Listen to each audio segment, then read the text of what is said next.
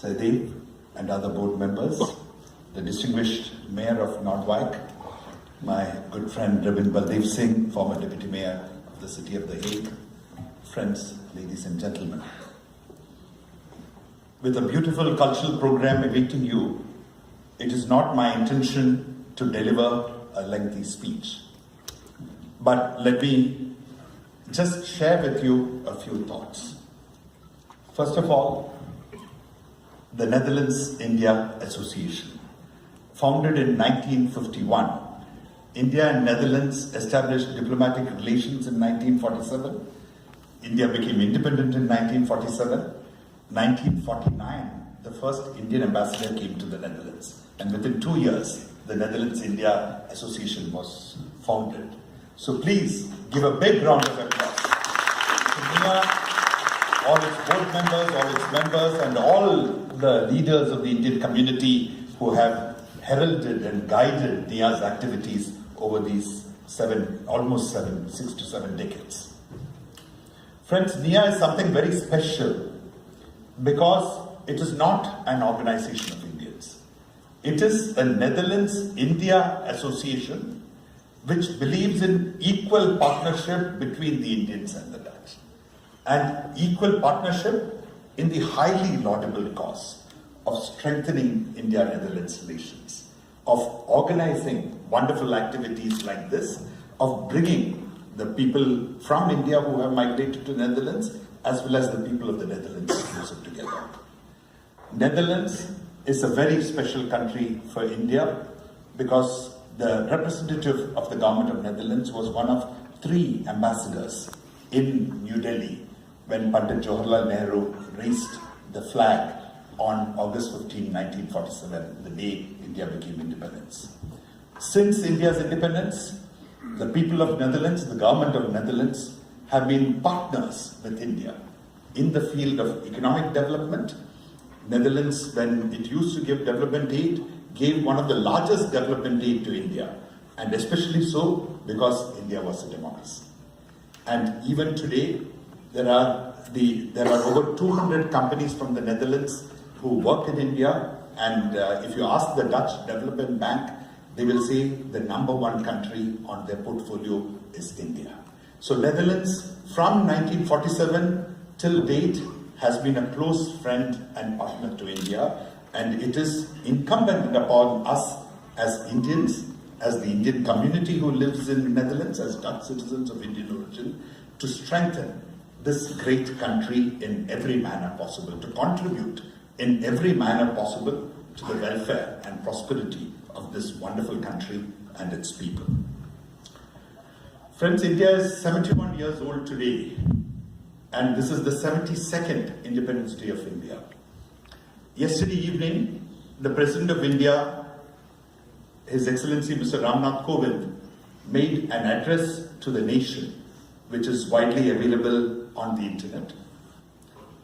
This morning in Delhi, Prime Minister Modi made an address to the nation from the ramparts of the Red Fort, a great tradition set by Indian Prime Ministers from 1947.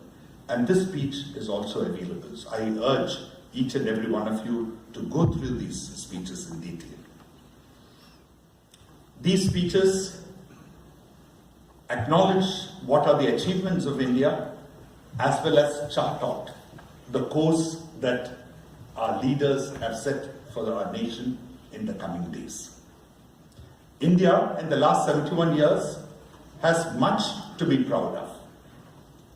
We are the largest democracy in the world.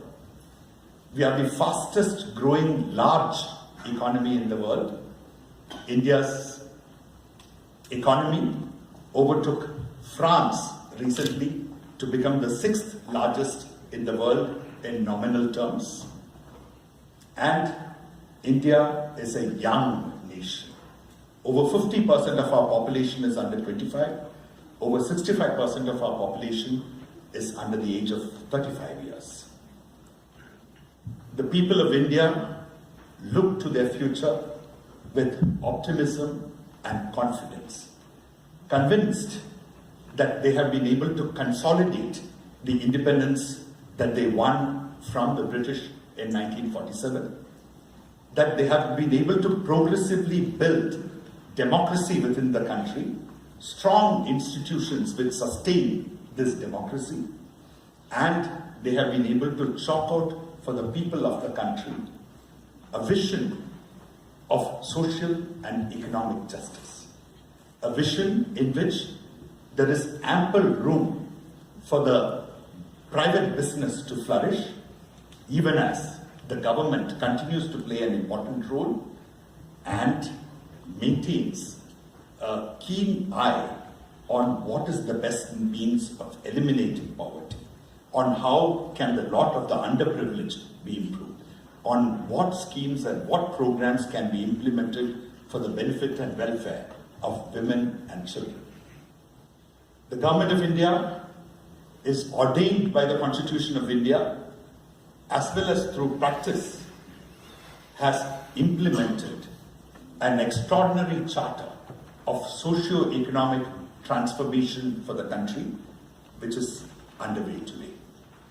But as India progresses in the economic field, as India grows in political stature across the world, I believe it is incumbent upon us Indians to also always remember what India stands for.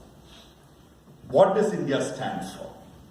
India, from time immemorial, from ancient time, has been a country which has always emphasized the acquisition of knowledge, intellectual inquiry. Some of the most fundamental questions of human existence, who am I? What is the world that I see around us? Has been asked and answered by thousands and thousands of saints and sages across history.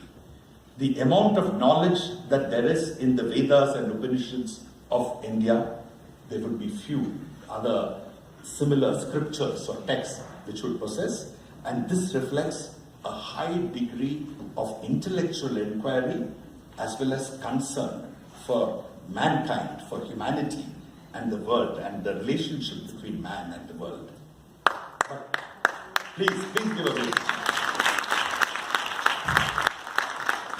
But this intellectual inquiry in India has never been exclusionist. This intellectual inquiry has been built on debate, discussion, and dissent. India has always, freedoms did not come to India from the time of the Constitution, but from ancient India onwards. People from India have believed in argument, have believed in discussion, have believed in debate, and 100 different schools of thought have always flourished side by side, presenting different images and different interpretations of what we believe is the truth. But going on from that, let me say, India is proud that it gave birth to not one, but 4 religions: Hinduism, Buddhism, Jainism, and Sikhism. Not only did it give birth to these 4 great religions, it welcomed into its midst Judaism, Christianity, Islam, Zoroastrianism, and even the Baha'i faith in more recent times. If there is one way to describe religion in India, it is multiplicity and coexistence of religions within India.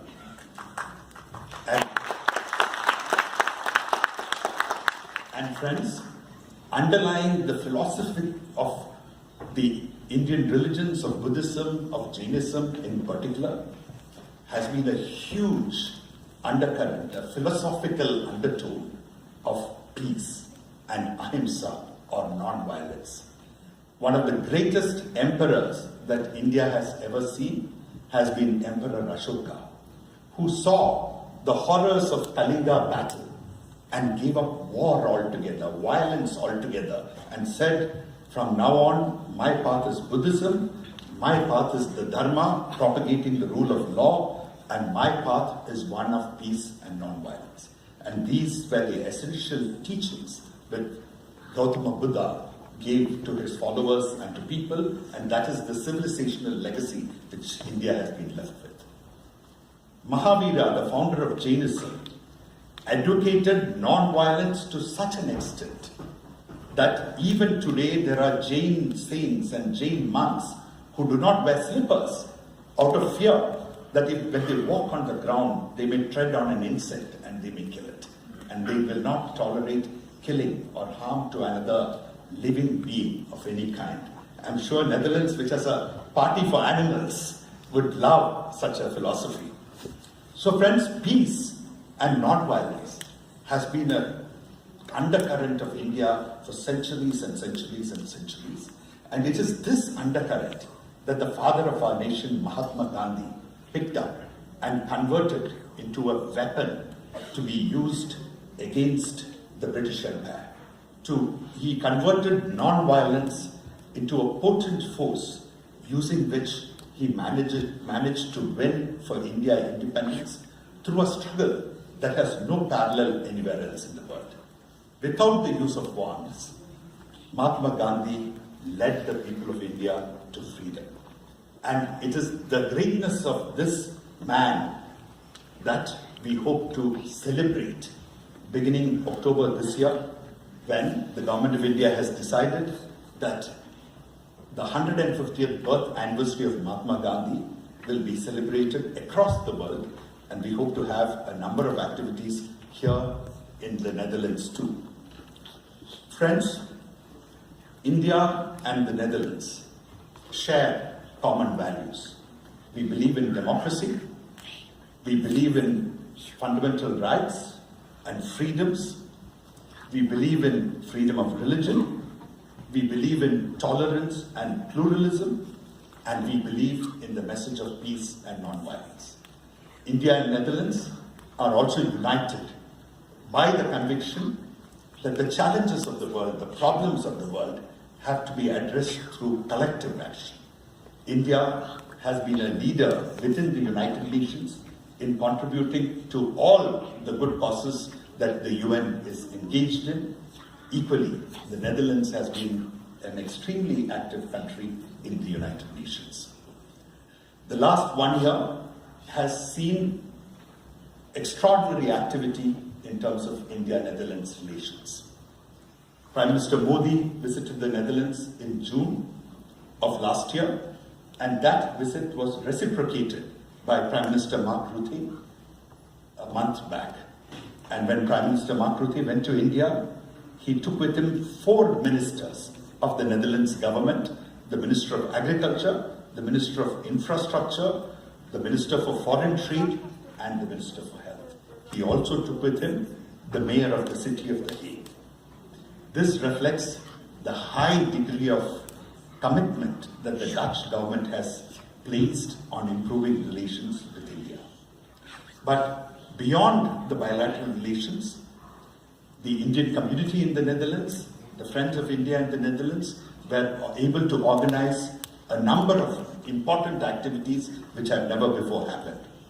For example, India's ancient knowledge yoga, which is celebrated across the world today as International Day of Yoga, was celebrated in a manner never before seen in the Museum Plain of Amsterdam by a one-day wellness festival, something which has not happened anywhere in the world.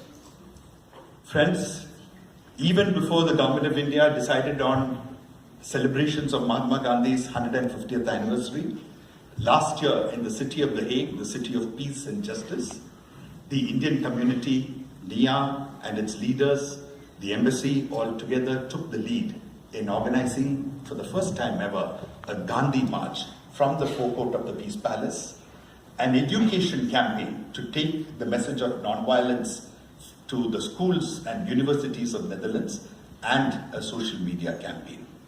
These activities will be continued this year. On September 30th, we will have a Gandhi March, which will begin from the forecourt of the Peace Palace. We will have a social media campaign, which will run from September 30th to October 5th, and we hope to continue and expand the education campaign. I urge each and every one of you to join hands with those in the leadership of these activities and extend every support, participate wholeheartedly, make this campaign of non-violence a huge success, because the problems that the world confronts today have only one answer, that is non-violence, that is peace, and that is the message of Mahatma Gandhi. So I conclude to saying and reminding all of you that the India-Netherlands relationship is truly a very special, a very unique relationship. This relationship is a relationship between one big country in terms of population and resources, and a small country in terms of population, but a small country which is an economic powerhouse. A small country which has many, many strengths and a highly talented population, but a population which is open to the world, a population which has engaged with the world, with a population who has had historic links with India from the days of the Dutch East India Company. This relationship has the potential to not just rise to heights which we cannot even imagine today. It has the potential to be transformative of the world. We together can produce change in the world. We together can bring greater welfare and prosperity to our respective people.